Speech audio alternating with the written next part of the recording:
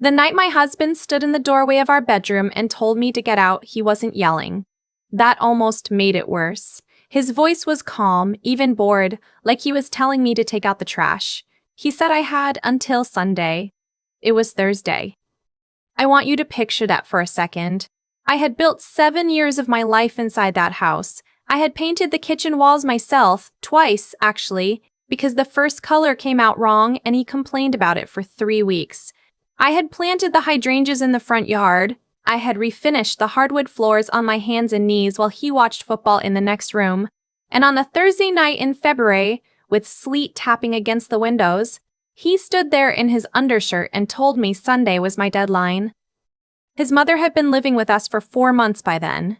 She took my side of the bathroom vanity. She moved my things into a plastic bin under the sink without asking. She started making comments about my cooking at dinner.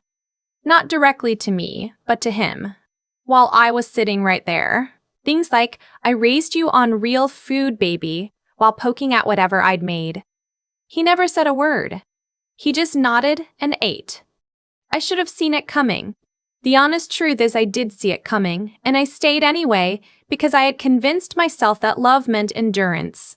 That if I just kept showing up, kept being patient, kept making myself smaller and quieter and easier to be around, eventually things would get better.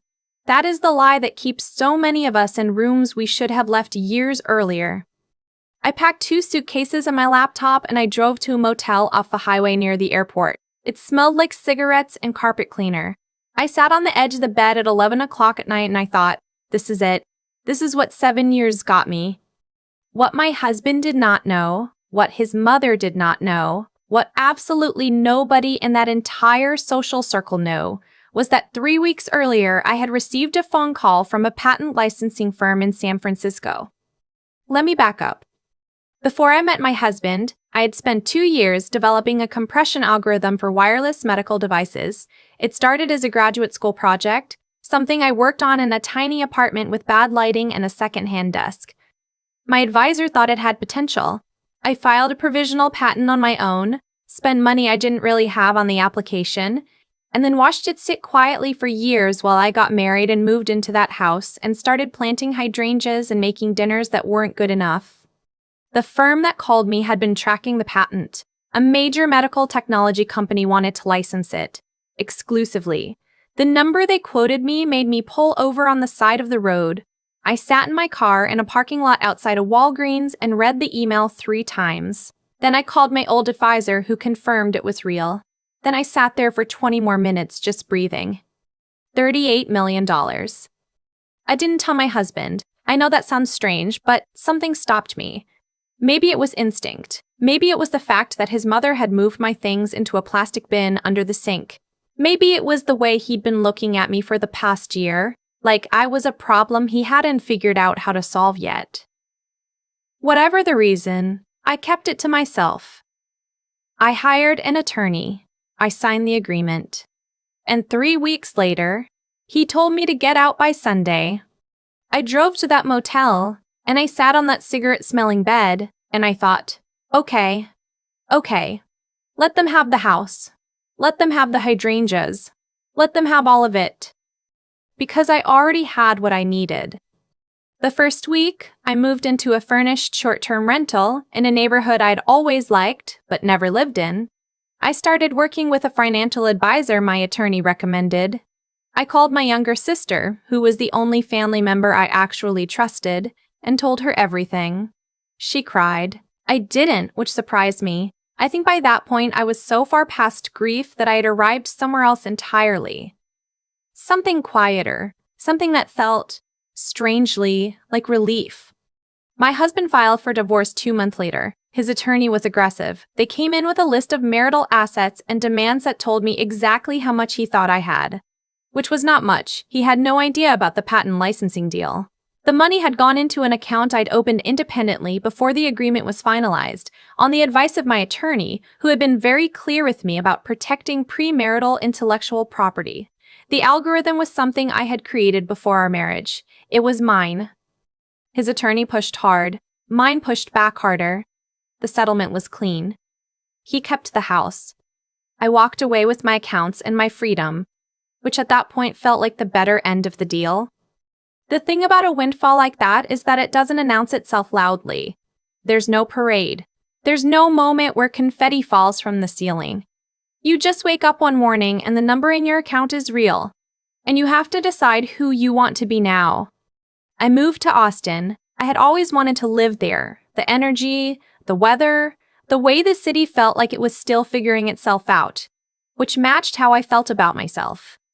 I bought a condo downtown. Nothing flashy, just clean and quiet and completely mine. I started consulting part-time for a biotech startup because I genuinely liked the work, and I needed something to do with my brain besides replay old arguments in my head. I had been in Austin for about 4 months when the call started. The first one was from my mother-in-law, ex-mother-in-law. I let it go to voicemail.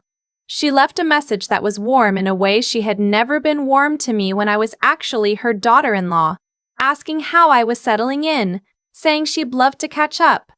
I deleted it. Then my ex-husband called, not a voicemail, just a missed call, then another, then a text that said simply, "Can we talk?" No question mark, like he'd already decided the answer. I knew what had happened. Someone had talked. That's the thing about a licensing deal at that level, it doesn't stay completely quiet. There had been a trade publication mention, small, industry-specific, nothing most people would ever see. But someone had seen it. Someone had connected my name to it, and that someone had apparently picked up the phone. I did not respond. Then my mother called. That one was harder.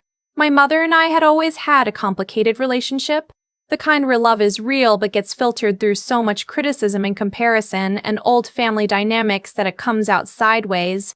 She had liked my ex-husband. She had told me more than once that I needed to be easier to live with. When he kicked me out, she had said, "Well, I'm sure it wasn't easy for him either." She left 3 voicemails in 1 week. The first was chatty, like nothing had happened. The second mentioned she'd heard I was doing well and she was so proud of me. The third said she and my stepfather were having some financial trouble, and she hated to ask, but if I could help with just a small thing, she would never forget it. I sat on my balcony in Austin and listened to all 3 messages in a row. The sun was going down over the city, and everything was orange and warm, and I felt something cold and clear settle over me like a second skin. My mother had not called me once during the 2 months I spent fighting through a divorce. She had not offered her couch when I was in a motel that smelled like cigarette smoke. She had not asked if I was eating or sleeping or surviving, but now she was proud of me. Now she hated to ask. I called my sister instead. She answered on the first ring, the way she always does. She told me she'd gotten a call too, from our aunt, fishing for information, asking how I was doing and what I was up to these days. My sister had said nothing because she is the kind of person who protects people she loves, which is one of the main reasons she is the only family member I actually trust. I told her what I was thinking. She said, "Whatever you decide, I support you." That's the whole conversation in 2 sentences. I don't need much more than that from people. My ex-husband's calls escalated to 26 in 1 month. His mother stopped after the first week, replaced by a letter, an actual handwritten letter, that arrived at my condo, which told me more about what they knew than anything else.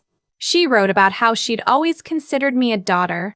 She wrote about a health scare she'd had recently, something with her heart, and how it had made her reflect on what was important. She wrote that she hoped I could find it in my heart to reconnect, and that family meant everything at times like this. I want to be clear, I had been in that woman's presence for 7 years. She had rearranged my bathroom without asking. She had made comments about my cooking in front of my husband while I sat right there. She had been the loudest voice in the room during the months leading up to him asking me to leave, the one filling his ear every night with whatever she filled it with. And now I was the daughter she'd always seen me as. I put the letter in my filing cabinet, not because I was going to do anything with it, but because I had learned during the divorce to document things. My ex-husband sent a longer text eventually. He said he'd been doing a lot of thinking. He said the divorce had been a mistake, that he'd been under a lot of pressure and hadn't been thinking clearly, that he still cared about me and thought we'd given up on something real too fast. He asked if I would meet him for coffee. Just coffee, just to talk. I read it twice. Then I put my phone down and went for a run along the river trail, the one I'd started doing every morning since I moved. And I thought about the Thursday night in February when he stood in the doorway and told me Sunday was my deadline. I thought about the motel. I thought about the plastic bin under the sink. I did not meet him for coffee. What I did instead was hire a family law attorney to review the divorce settlement one final time, just to confirm everything was airtight, because that's the kind of person I had become, someone who documents, someone who confirms, someone who does not leave doors open that should be closed. Then I got back to work. The biotech startup I was consulting for had a product in early development that I thought had real promise, and I asked if I could come on more formally, maybe take an advisory equity stake. The founders were two women in their 30s who had left corporate pharma to build something they actually believed in, and I liked them immediately in the specific way you like people who remind you of who you were before life got complicated. We had long working lunches where nobody checked their phones, and we argued about technical details, and it felt, genuinely, like something good was being built. I also started something of my own. It was smaller, more personal. I had spent enough of my life in graduate school barely scraping by, surrounded by other students who were brilliant and broke and one unexpected expense away from having to quit, and I knew what that felt like from the inside. So I set up a scholarship fund for women in biomedical engineering at my alma mater. Not a huge announcement, no press release, just a conversation with the department chair, a wire transfer, and a request that recipients never be told where the money came from. I didn't want thank you cards. I just wanted it to exist. My sister visited in October. We walked around the city for 2 days and ate good food, and she told me about her life, and I told her about mine, and it was the most normal I'd felt in a long time. On the last night, we sat on my balcony and she said, "You seem like yourself again." I thought about that for a while after she left. I wasn't sure I was myself again, exactly. I think I was something further along than that. Some version of myself that the previous years had been slowly building without my realizing it. You don't go through what I went through and come out the same shape. You come out a different shape, and the question is whether the new shape is stronger or just different. I was trying for stronger. My ex-husband's name showed up in my email one more time, about 8 months after the divorce was finalized.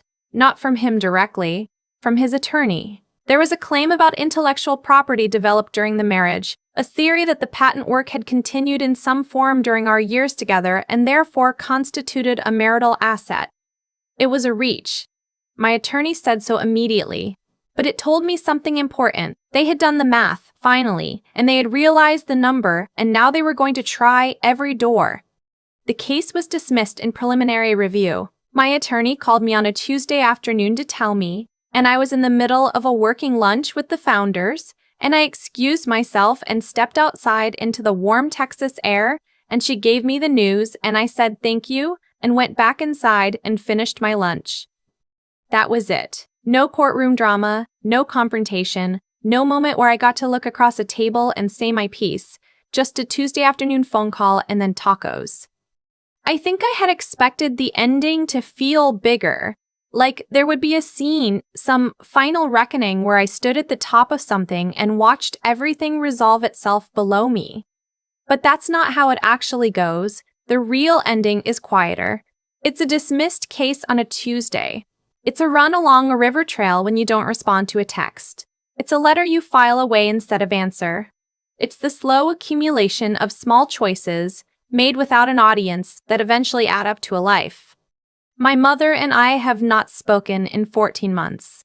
That is the part that still costs me something, if I'm being honest. Because whatever our history was, she is my mother.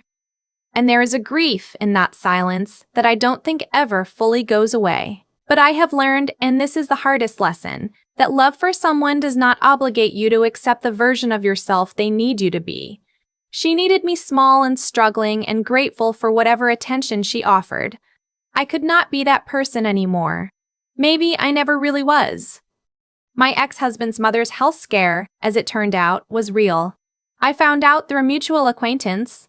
I felt something when I heard it, not guilt exactly, but something adjacent to it, The specific ache of caring about someone's well-being while knowing that reopening that door would cost you more than you have left to give. I hope she's okay. I genuinely do. But hope and contact are two different things. I turned 33 in December.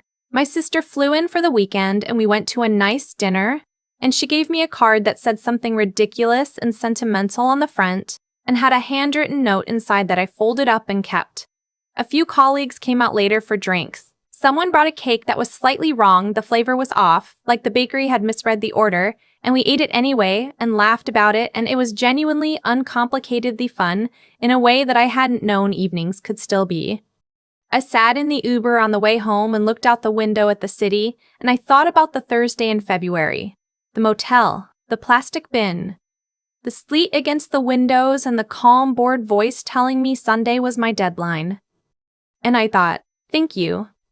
Not to him, not to his mother or my mother, or any of the people who made those years as hard as they were. Thank you to whatever stubborn, quiet part of me kept working on that algorithm in a badly lit apartment when nobody cared. Thank you to the instinct that told me not to say anything when the phone call came in. Thank you to the attorney who knew exactly how to protect something that was mine before any of them entered the picture. The people who push you out are so sure they're punishing you, they think the door slamming behind you is the end of the story.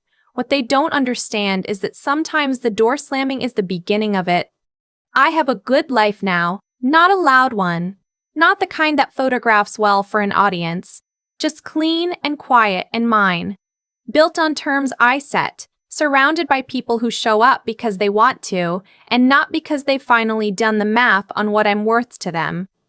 If you have ever had someone make you feel like a burden for existing in your own life, if you've ever shrunk yourself down to fit into a space that was never really designed for you, I want you to hear this. The leaving can be the gift. Not because what comes after is easy.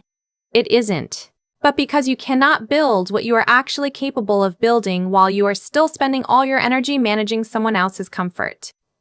Your work matters. Your instincts matter. The quiet, unglamorous thing you have been building in a badly lit room when nobody was watching. That matters more than you know. Drop your story in the comments. Tell me about the moment you realized you were worth more than the space they gave you. Like and subscribe if this landed somewhere real, and join our community for more stories about what happens when you finally stop apologizing for taking up room. I'll be here. I'm not going anywhere. I keep coming back to the night I sat on the edge of that motel bed. The carpet was rough under my feet and the heater made a clicking sound that wouldn't stop, and I remember thinking I had nothing. That was the feeling. Not anger, not even sadness exactly, just the flat, quiet certainty that I had made myself small for so long that I didn't know what was left underneath. What I didn't know yet was that the smallness had been protecting something. All those years of working alone in a badly lit apartment, building something nobody was paying attention to, that was me, even when I didn't recognize it as me. That work was the truest thing I had. And the people who should have seen it didn't, because they were too busy deciding what I was worth to them on their own terms. Boyd decided. His mother Sylvie decided. My mother Colette decided. And when they decided I wasn't worth much, they said so in the clearest possible language. A deadline, a plastic bin, a voicemail asking for money. What I've come to understand is that there's a kind of justice in the world that doesn't announce itself. It doesn't arrive with noise or drama. It just quietly closes the gap between what you put in and what comes back to you. Over time, on a timeline you can't control, in ways you couldn't have planned. I didn't engineer what happened. I just kept working. I kept doing the honest thing, the careful thing, the unglamorous thing. And when the moment came, I had something real to stand on. That's the part nobody tells you about integrity. It's not a feeling. It's not something you perform for an audience. It's what you do in the room when nobody is watching, when there's no reward coming and no applause and the work is hard and the light is bad. Petra sitting in that apartment, filing a patent nobody cared about. That was integrity. And it became the foundation that held everything else up when the people I trusted tried to pull the floor out from under me. And then there's the question of what you do with your mind when everything falls apart. You can let your mind become a courtroom. replaying old arguments, rehearsing things you should have said, trying every person who ever hurt you and convicting them over and over. I know that room well. I spent time in it, but I also learned that the mind is a tool and tools can be redirected. I started using mine to solve actual problems, to build actual things, to ask better questions than why did this happen to me? Questions like, what do I know how to do and what actually matters now? That shift, small as it sounds, changed everything. And finally, the getting back up. Not once, not heroically, but every ordinary morning, every run along the river when I didn't feel like running, every working lunch where I showed up and cared about the problem in front of me. Resilience isn't a grand gesture. It's just not stopping. It's choosing again and again in small and unwitnessed ways to keep going anyway. I don't tell this story to make anyone feel like they should have seen it coming or handled it better or been stronger earlier. I tell it because I needed to hear it myself once from someone who had actually been in the motel room, who had actually listened to the voicemails, who knew exactly what that particular kind of loneliness felt like and came out the other side still standing. You are building something, even now, especially now, even if nobody can see it yet.